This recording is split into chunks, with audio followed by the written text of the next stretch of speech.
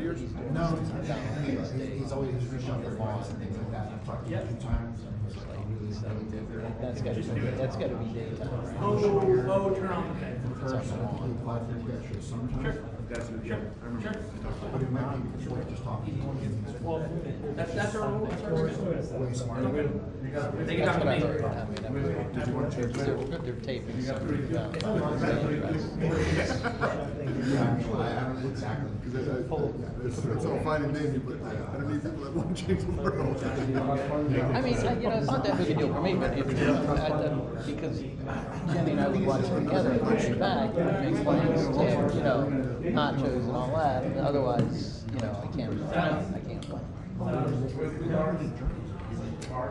I believe in photography. I love photography.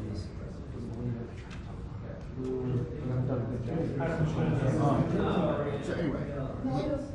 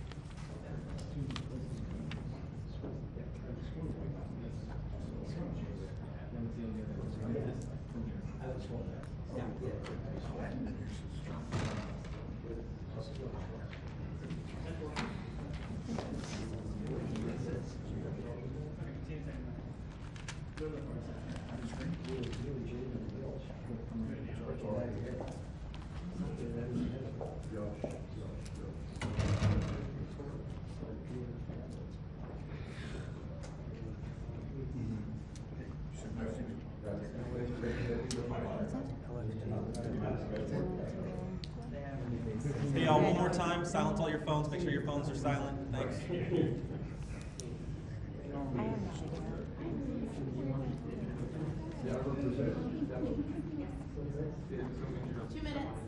2 minutes. 2-minute warning. Please stop. Network.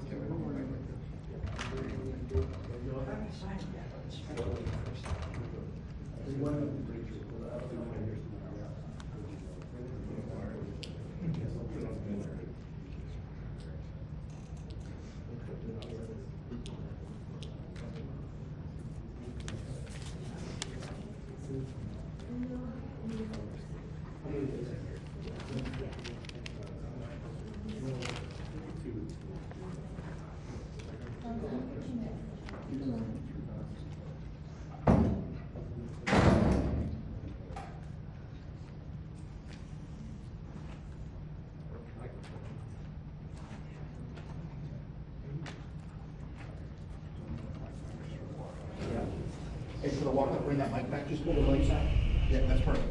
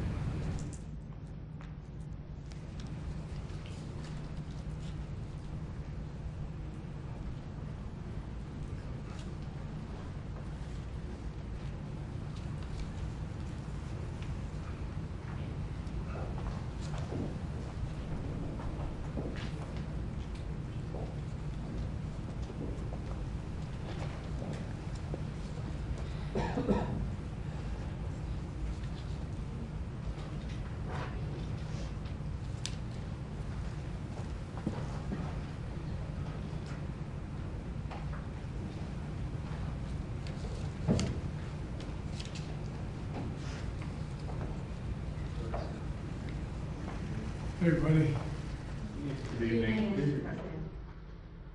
Let me say a few things before I take your questions. As you know, the special counsel released his findings today about their look into my handling of classified documents. I was pleased to see he reached a firm conclusion that no charges should be brought against me in this case. This was an exhaustive investigation going back more than 40 years, even into the 1970s when I was still a new United States Senator. The special counsel acknowledged I cooperated completely. I did not throw up any roadblocks. I sought no delays.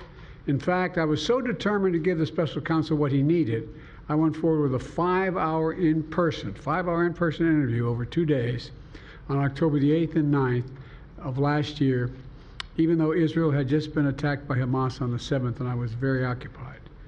It was in the middle of handling an international crisis. I was especially pleased to see special counsel make clear the stark distinction and difference between this case and Mr. Trump's case. The special counsel wrote, and I quote, "Several material distinctions between Mr. Trump's case and Mr. Biden's are clear," continuing to quote, "most notably, After given multiple chances to return classified documents to avoid prosecution, Mr. Trump allegedly did the opposite. According to the indictment, he not only refused to return the documents for many months, he also obstructed justice by enlisting others to destroy evidence and then to lie about it. In contrast, he went on to say Mr. Biden turned in classified documents to the National Archives and the Department of Justice, consented to the search of multiple locations, including his home, sat for a voluntary interview, and in other ways cooperated with the investigation, end of quote. I've seen the headlines since the report was released about my willful retention of documents. These assertions are not only misleading, they're just plain wrong. On page 215, if you had a chance, I know it's a thick document. On page 215, the report of the special counsel found the exact opposite. Here's what he wrote. There is, in fact, a shortage of evidence that I willfully retained classified materials related to Afghanistan. On page 12, the special counsel also wrote for another documents. The decision to decline criminal charges was straightforward. The evidence suggests that Mr. Biden did not willfully retain these documents. The evidence said I did not willfully retain these documents. In addition, I know there's some attention paid to some language in the report about my recollection of events. There's even reference that I don't remember when my son died. How in the hell dare he raise that? Frankly, when I was asked the question, I thought to myself, it wasn't any of their damn business. Let me tell you something. Some of you have commented, I wear since the day he died, every single day, the rosary he got from Our Lady of... Every Memorial Day we hold a service remembering him, attended by friends and family and the people who loved him. I don't need anyone to remind me when he passed away or passed away. Simple truth is I sat for a 5-hour interview over 2 days of events going back 40 years.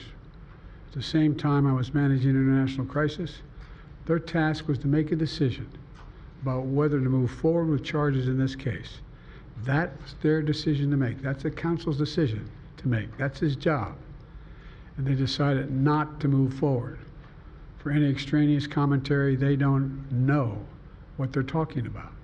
It has no place in this report. The bottom line is the matter is now closed. I'm going to continue what I've always focused on, my job of being President of the United States of America.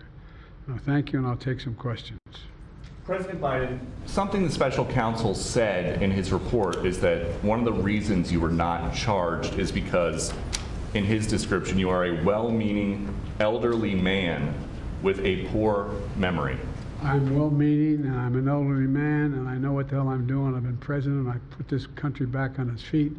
I don't need his recommendation. It's totally How bad is your memory, and can you continue as president? My memory is so bad I let you speak. That's Do you feel your memory has gotten worse, Mr. No, President? my memory is not good. My memory is fine. My memory, take a look at what I've done since I become president. None of you thought I could pass any of the things I got passed. How'd that happen? You know, I guess I just forgot what was going on. Mr. President. Voters have concerns about your age. How are you going to assuage them? And do you fear that this report is only going to fuel further concerns about your age? Only by some of you. Mr. President, cleared up criminal liability today, but do you take responsibility for at least being careless with classified material? I take responsibility for not having seen exactly what my staff was doing. It goes in and points out things that appeared in my garage, things that came out of my home, things that were moved not by me, but my staff.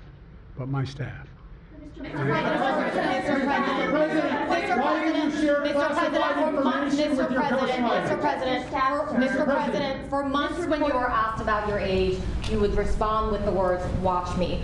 Many American people have been watching, and they have expressed concerns about your age. That is your judgment. That is your judgment. That is not the judgment of the press. They express concerns about your mental acuity. They say that you are too old. Mr. President, in December, you told me that you believe there are many other Democrats who could defeat Donald Trump. So why does it have to be you now? What is your answer to that question? Because I'm the most qualified person in this country to be President of the United States and finish the job I started. Do you believe that's why? Why are you confusing the names of world leaders? Thank you, everyone. very much. I did not share classified information. I did not share it. With your ghostwriter. With my you're denying ghostwriter, I that. did not. Guarantee you did not. But the What special counsel said in the Well, no, report he that he did not did. say that. Okay, He did not say that. But Mr. President, one of the... Let me Okay, answer thank your you. question.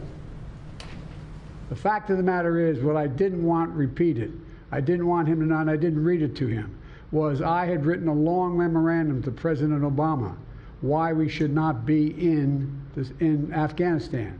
And I was of this multiple pages. And so what I was referring to, I said classified. I should have said it should be private because it was a contact between the president and the vice president as to what was going on. That's what he was referring to. It was not classified information in that document. That was not classified.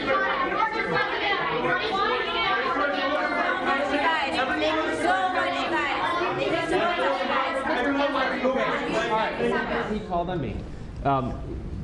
When you look back at this incident, is there anything you would do differently now? And do you think that a special prosecutor should have been appointed in the first place in both of these cases? First of all, what I would have done is oversee the transfer of the material that was in my office, in my offices. I should have done that. If I go back, I didn't have the responsibility to that. That was my staff was supposed to do that, and they referenced that in the report.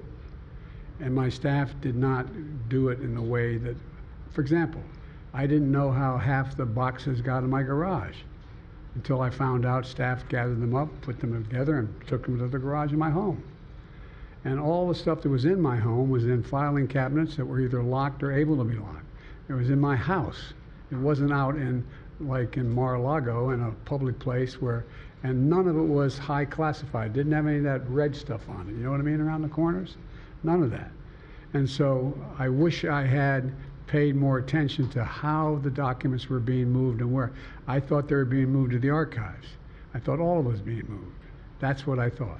Now, what was the last part of your question? Whether a special counsel should have been appointed in this case and in the case of your rival president, former president. I think a special counsel should have been appointed.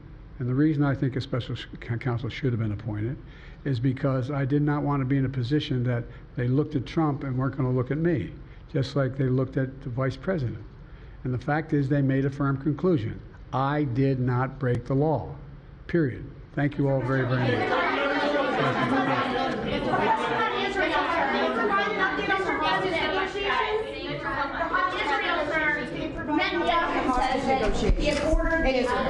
The hostage negotiation, look.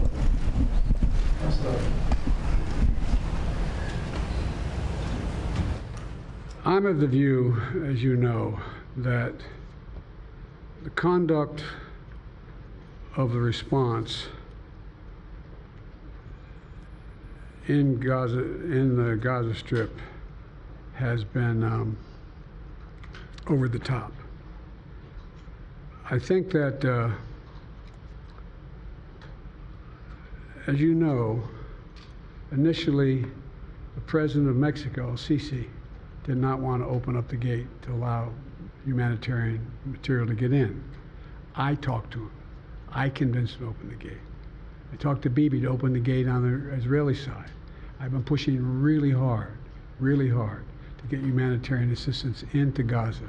There are a lot of innocent people who are starving, a lot of innocent people who are in trouble and dying, and it's got to stop, number one. Number two, I was also in a position that I'm the guy that made the case that we have to do much more to increase the amount of material going in, including fuel, including other items. I've been on the phone with the Qataris, I've been on the phone with the Egyptians, I've been on the phone with the Saudis to get as much aid as we possibly can into Gaza. There are innocent people, innocent women and children who are also in badly in need of help. And so that's what we're pushing. And I'm pushing very hard now to deal with this hostage ceasefire because, as a, you know, I've been working tirelessly in this deal. How can I say this without revealing it? To lead to a sustained pause in the fighting, in the actions taking place in the Gaza Strip. And because I think if we can get the delay for that, the initial delay, I think that we would be able to extend that so that we could increase the prospect that this fighting in Gaza changes. There's also negotiations.